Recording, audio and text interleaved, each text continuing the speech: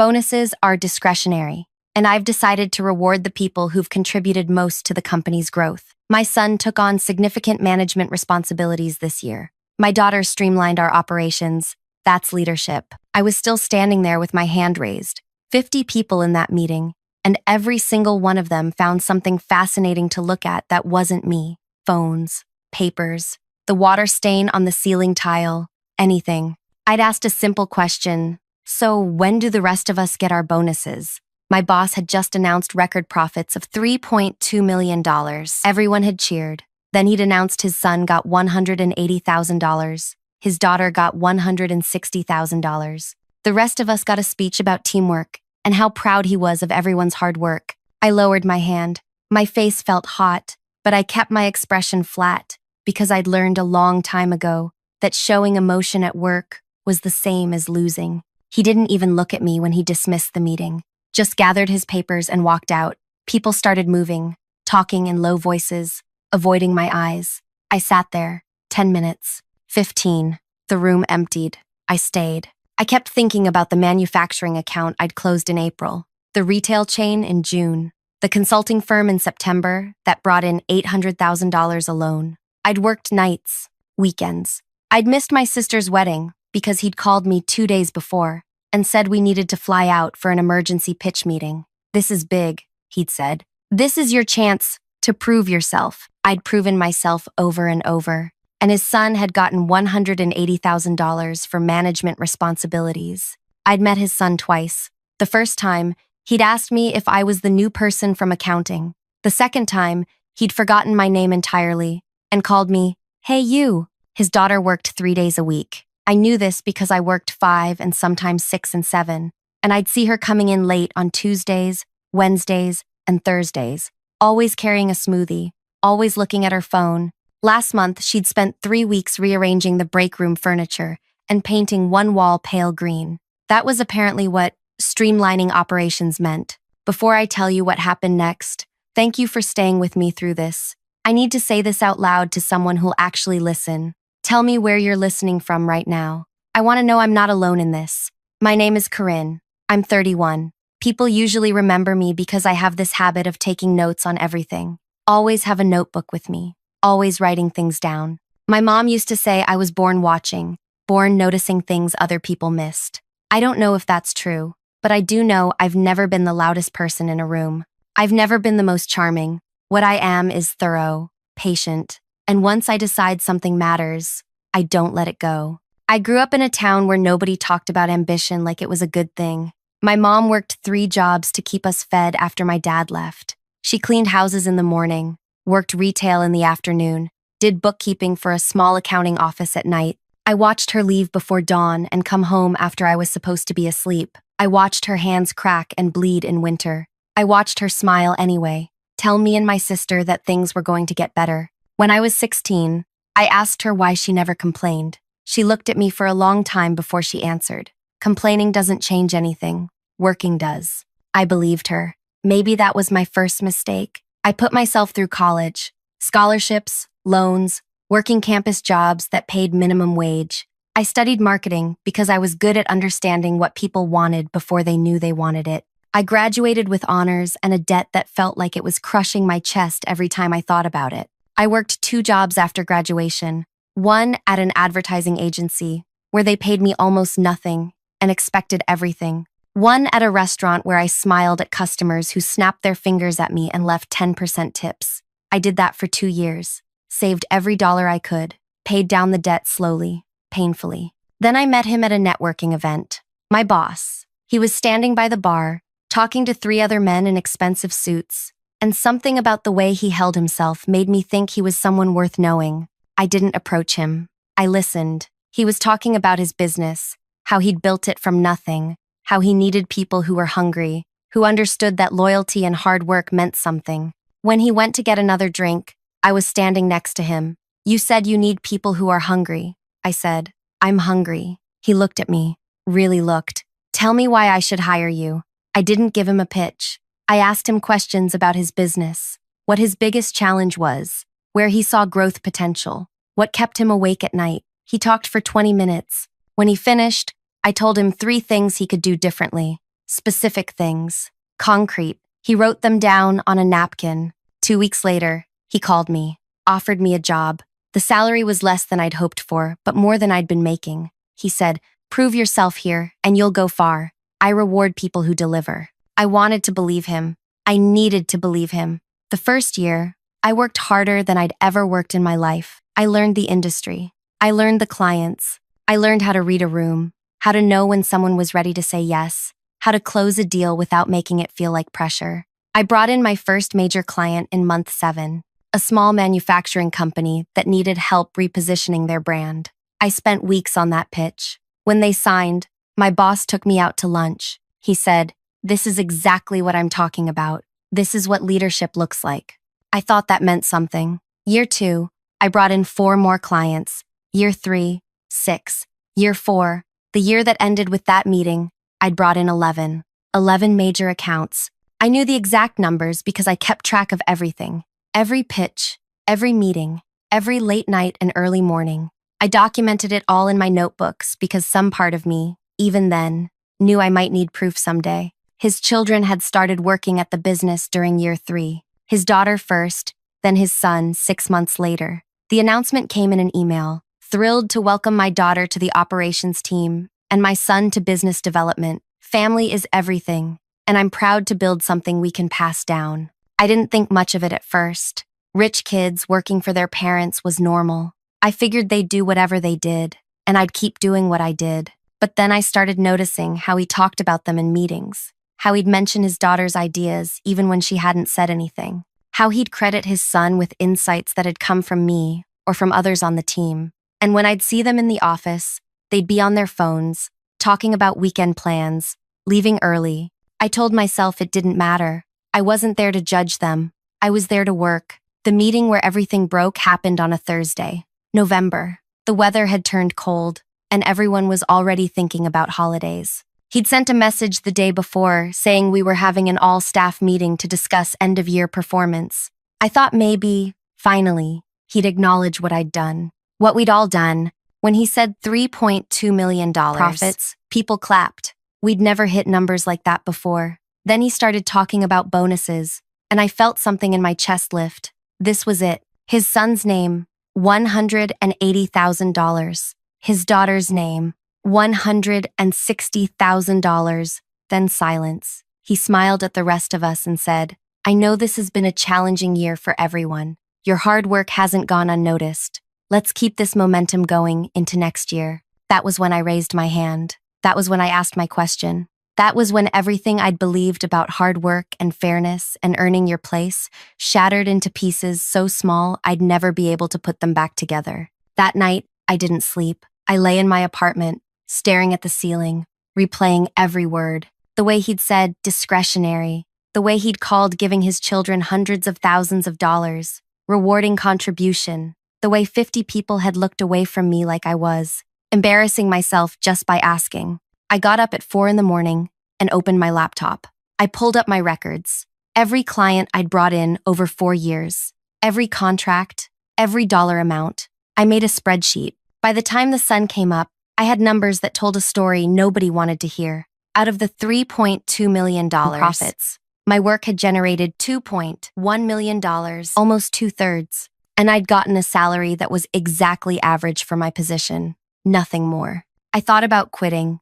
I typed up a resignation letter, deleted it, typed another one, deleted that too. Because here's what I knew that other people didn't. My boss had connections everywhere in our industry. I'd seen what he did to people who left. There was a woman named Bridget who'd worked there before I started. She'd quit to take a job at a competitor. He'd called her new employer before her start date. "Just wanted to give you some context on Bridget," he'd said, his voice warm and concerned. "Wonderful person. But she struggled with deadlines, had some issues with accuracy in her client reports. I'm sure she'll do fine with the right supervision." None of it was true, but her new job offer got quietly rescinded. She ended up leaving the industry entirely. I'd watched him make calls like that 3 times in 4 years. Always smiling, always friendly, always destroying someone's next opportunity while pretending to be helpful. So I didn't quit. I went to work the next day, and the day after that, I asked for a meeting with him that Friday.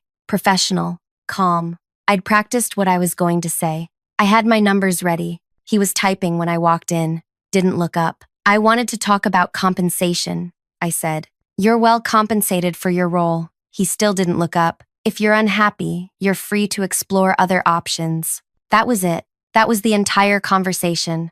I stood there for maybe 10 seconds, waiting for him to at least meet my eyes. He didn't. I left his office and went to the bathroom, locked myself in a stall, pressed my palms against my eyes until I saw stars, because crying at work was not something I was going to do. Not for him, not for anyone. When I came out, I washed my hands for a long time, looked at myself in the mirror, my mom's voice in my head. Complaining doesn't change anything. Working does. But I'd been working. I'd been working harder than anyone, and it hadn't mattered. So I decided to stop working so hard. Not quit, just stop going above and beyond. Do exactly what my job description required. Clock in, clock out. No more nights. No more weekends. No more missed family events. And I decided to watch, really watch. I started paying attention to everything.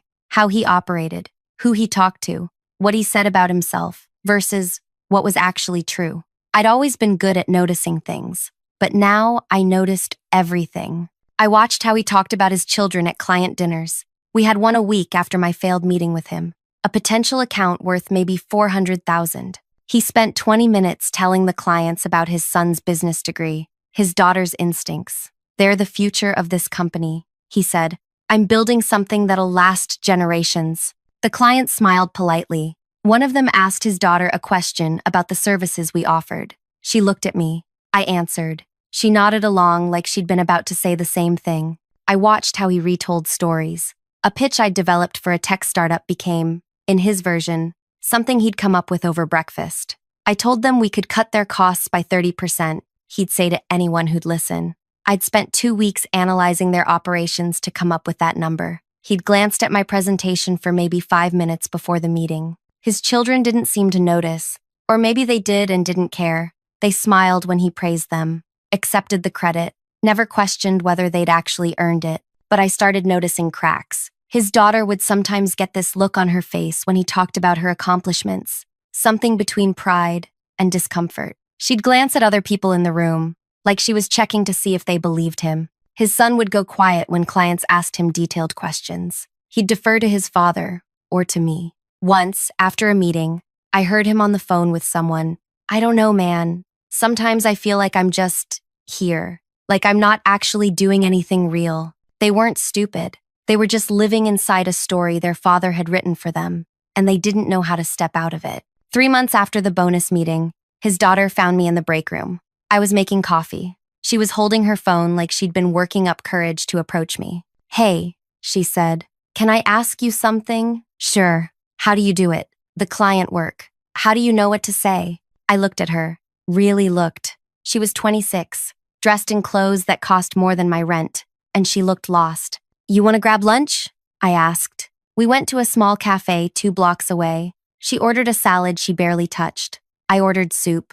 We talked for 2 hours. She asked me about pitches, about client relationships, about how you build trust with someone who doesn't know you. I answered honestly, didn't simplify it or make it sound easy. Told her about the failures I'd had early on, the times I'd read a room wrong, the deals I'd lost. Do you ever feel like people don't take you seriously? She asked. Every day, but you keep going anyway. What else am I going to do? She was quiet for a long time. Then she said, sometimes I wonder if I've ever actually accomplished anything. Like, anything that's mine. Does that make sense? It made perfect sense. I didn't say that. I just nodded. We started meeting once a week. I didn't plan it. She'd text me, ask if I had time for coffee. I'd say yes. We'd talk about work, about projects she wanted to try, about ideas she had. Some of them were good. I told her which ones and why. Some of them needed work. I told her that too. I never said anything negative about her father. I didn't need to.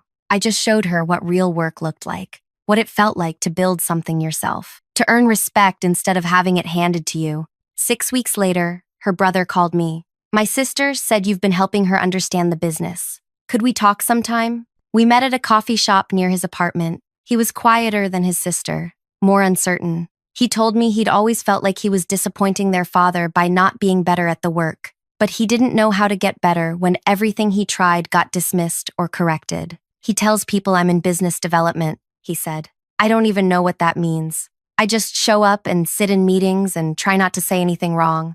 I asked him what he actually wanted to do, not what his father wanted, what he wanted. He didn't have an answer. Nobody had ever asked him that before. I started meeting with both of them, separately, always off-site, coffee shops, a park near the office, once at a bookstore where his daughter wanted recommendations on leadership. I never badmouthed their father, never told them they were unqualified or lazy.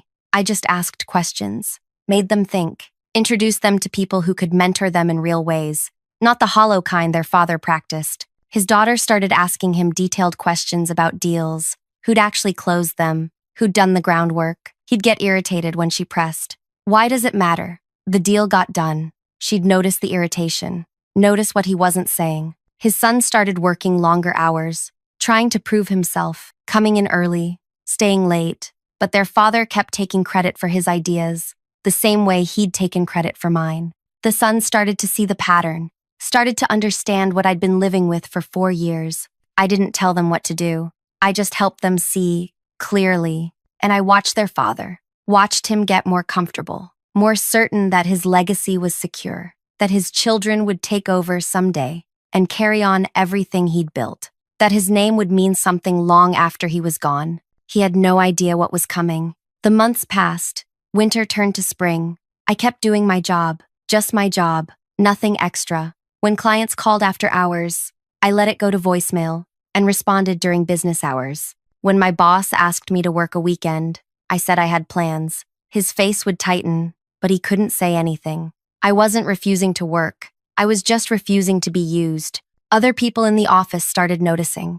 A woman named Felicity, who'd been there 6 years, started leaving at 5:30 instead of 7. A man named Gene stopped answering emails on Sundays. It was like everyone had been waiting for permission to have boundaries, and watching me set them gave them that permission. My boss didn't like it. He'd make comments in meetings. Remember when this team was hungry? When people wanted to win? He'd look at me when he said it. I'd look right back, my face neutral. His daughter kept meeting with me. By April, she was talking about things she'd never said out loud before. How she'd never chosen to work for her father. How he'd just assumed. How she'd gone along with it because saying no felt impossible. What would you do if you could do anything? I asked her one afternoon. We were sitting on a bench outside a library. Spring sun, people walking past with dogs and coffee. She was quiet for a long time. I think I'd want to help people. Like, actually help them. Not sell them things or manage their brands. Something that matters. What's stopping you? My father would never understand. Does he need to? She looked at me like I'd said something in a foreign language. His son was changing too. He'd started volunteering at a youth center on weekends, helping kids with college applications. He'd mentioned it casually one day when we met for coffee. It's the first thing I've done that feels real, he said. Like, I'm actually useful. You thinking about doing more of it? I don't know. Maybe. My dad would lose it if I left the business. Whose life is it? He didn't answer, but I could see him thinking. By summer, both of them were asking different questions, not how to be better at the business, how to be honest with themselves about what they actually wanted. I didn't push. I just listened, asked more questions, let them find their own answers. Their father announced a major investor meeting in July. He wanted the whole family there. His children, his wife. We're going to talk about succession planning, he said in the office, his voice full of pride. About the future of this company, my legacy. His daughter looked at me after the meeting. Her face was pale. You okay? I asked. I don't think I can do this anymore. Do what? Pretend. Pretend I want this. Pretend I'm good at this. Pretend I'm the person he thinks I am. So stop pretending. It's not that simple. Why not? She didn't have an answer. 2 weeks later, his son called me. My sister and I have been talking about what we actually want, about whether we owe him our entire lives just because he's our father. What did you decide? That we don't. We don't owe him that. So what are you going to do? Something that's probably going to break his heart. I didn't ask what. I just said, sometimes people's hearts need to break before they can see clearly. The investor meeting was scheduled for August 15th. I wasn't invited. I was just the employee who brought in the clients, not family. But his wife decided to turn it into a dinner party. celebrate the future. She spent weeks planning it, catering, decorations. She invited 30 people, family, close business associates, people who mattered. His daughter told me about it 2 days before. We were having coffee. Her hands were shaking. "We're going to tell him at the dinner," she said. "Both of us, together." "Tell him what?" "That we're not taking over, that we're leaving." My heart was beating hard. I kept my voice calm. "You sure?" "No, but I'm doing it anyway." The dinner party was on a Saturday. I wasn't there, but his daughter called me the next morning. Her voice was shaking, but not from fear, from relief. "We did it," she said. "We told everyone, in front of everyone." "What happened?" He tried to laugh at first, like we were joking. Then he got angry, really angry. Started yelling about how ungrateful we were, how he'd built everything for us. My brother just stood there, calm, and he said, "You built it for yourself, Dad. You just wanted us to be the proof that you'd won." "What did your father say?" "Nothing." He just stared at him. Then he turned to me, asked if I agreed. I told him I'd enrolled in graduate school, social work, starting in January, that I wanted to do something meaningful, something that was mine. And he begged, actually begged us to reconsider, said we were throwing away everything he'd worked for. My mom just sat there, watching him. She looked at him like she was seeing him for the first time, like she'd suspected something for years but never let herself believe it. "How do you feel?" "Terrified. Free. Both." Her brother left for his new job 3 weeks later, a junior position at a nonprofit that worked with at-risk youth, starting from the bottom, learning from scratch. He called me before he left. "Thank you," he said, "for helping me see that I could choose something different. I didn't do anything. You showed me what real work looks like, what it means to earn something. That's everything." His daughter started grad school in January. She texted me photos of her first day. She looked younger, lighter, happy in a way I'd never seen her. Their father called me the Monday after the dinner party. His voice was different, smaller, uncertain. "Did you know about this?" he asked. "Did they talk to you?" "They asked me questions." I answered honestly. "What did you tell them?" "That they had choices, that their lives belonged to them." "You had no right." "I had every right," they asked. I answered, "That's all." He hung up. The business started struggling almost immediately. Clients would call asking for me specifically. I'd take their calls during business hours, do exactly what was required, no more, no less. When they asked if I could take on additional work, I'd say, "You'd need to discuss expanded scope with my supervisor." My boss couldn't fire me. Firing me meant losing the clients who still trusted me, but he couldn't make me care anymore either. I'd shown him exactly what I was worth, and he'd shown me exactly how little that mattered to him. So now I do my job, I collect my paycheck, and I watch him struggle with what he created. His children don't call him much anymore. His daughter told me her mom has started asking questions about the business, about his treatment of employees over the years, about whether the man she married is the man she thought he was.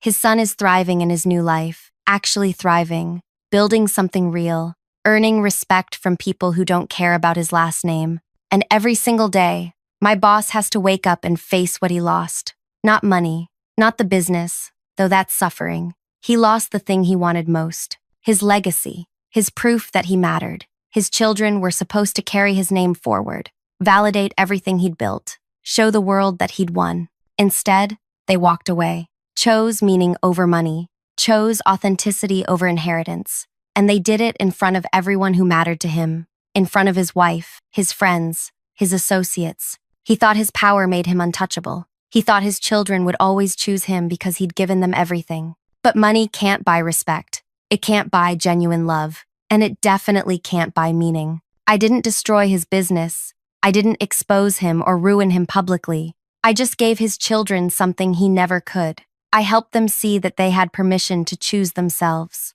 to build their own lives, to walk away from a story someone else had written for them. And they chose to walk away from him. Sometimes the most powerful thing you can do isn't destruction. It's illumination, helping people see clearly, helping them understand they're not trapped, that they have choices. He gave his children $340,000 in bonuses for work they didn't do. I gave them something worth infinitely more. I gave them themselves back. If you stayed with me through all of this, thank you. Really, Tell me in the comments what you would have done if someone dismissed your work like that. Would you have stayed? Would you have left? Would you have done something different? And if you want to hear more stories about people who found their own kind of justice, you know what to do. Like this, share it, subscribe, because sometimes the best stories are the ones where nobody has to lose everything for the truth to finally matter.